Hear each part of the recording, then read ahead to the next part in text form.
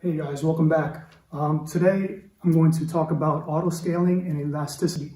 These two are very important to understanding how AWS Cloud works and how the infrastructure is very cost effective, highly available, and fault tolerant. So I'm going to use an example using Netflix.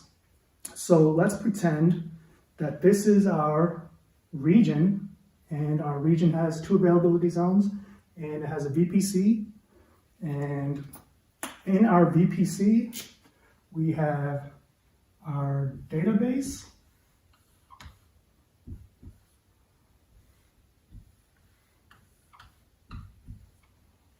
right? And if you're unfamiliar with databases, just try to think of resources that are used in order to hold a website or to produce an application that individuals are able to access over the internet, right? That's the most simplified example I can give you. It's just something that users have access to. So in Netflix, we can pretend that this is just a database that has all your movies, your drama shows, and all those things. So let's pretend that this is 2015, right? Let's take it a couple years back.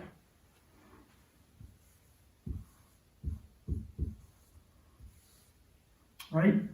And Netflix only has, let's just say they only have 100,000 people using their service, right? Over the entire globe, they only have 100,000 people using it.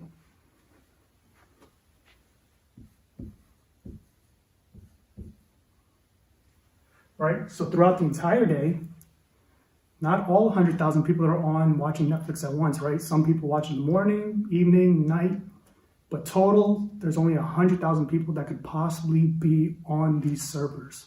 So they only have two databases, right? They're basically saying, hey, we only need two databases, two resources to withstand or uphold this traffic. So if, let's say at max, one day all 100,000 people happen to be on Netflix at the same time, they're saying that these two databases should be able to withstand that traffic and not undergo failure. So let's say that in 2016,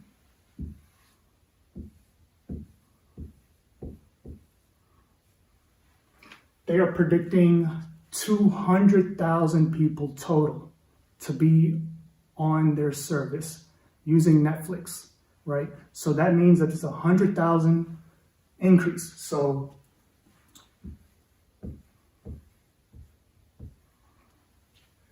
in order for them to adjust to the traffic, they need more resources in their AWS cloud environment. So two databases will not be enough. They're saying two databases, hypothetically, right? This is just an example. Two databases are just enough to hold 100,000 people. So in order to withstand 200,000 people, let's say we want to add two more databases.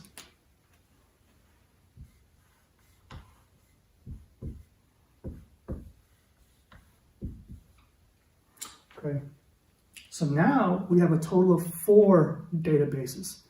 Now we can withstand all 200,000 people, regardless of the time of day. There won't be any lag. You won't have any trouble loading your movies or your shows. Everything will run smoothly now that we had adjusted to the traffic based on the year. So now, let's say that in 2017, we are predicting another 100,000. So we need 2 more databases.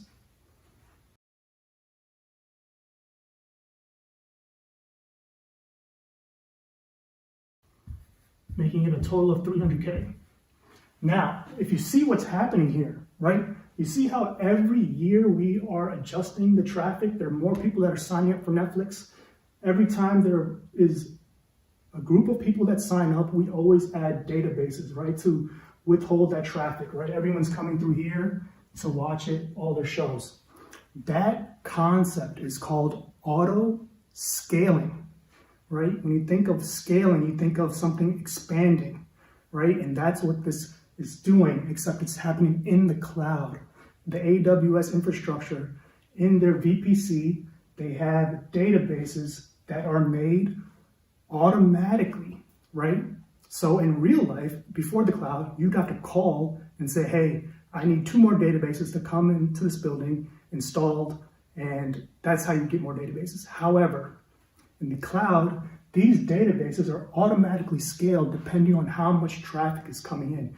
You don't have to call, you don't have to pay installation fee or maintenance. They're built as traffic comes in.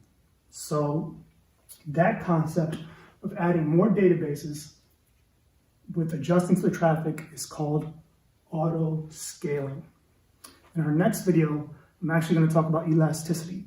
I wanted to talk about it in this one, but I really feel like there's a lot coming at you guys. So just remember that high availability means that your service or your server or your file is always available no matter where you are, as long as you have access to the internet. Remember, if you ever forget, just remember Dropbox. You're uploading your file to Dropbox and then you're going out and you want to see it on your phone, it's highly available. Fault tolerant means that the system, right, whether it's your AWS infrastructure or any cloud service, fault tolerant means that it will survive even if the system fails, right? So you won't lose that file if the AWS cloud breaks down.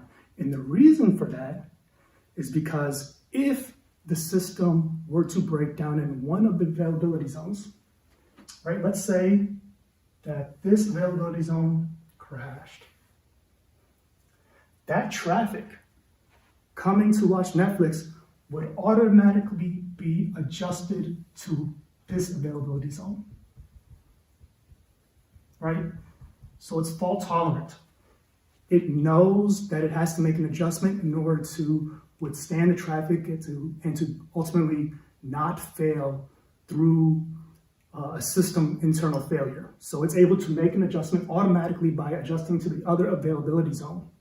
That's why we have multiple availability zones, is to make sure that the service, Netflix, for example, your movies are highly available, even if something were to go wrong internally in the system. All right, that's enough. I'll see you guys in the next video.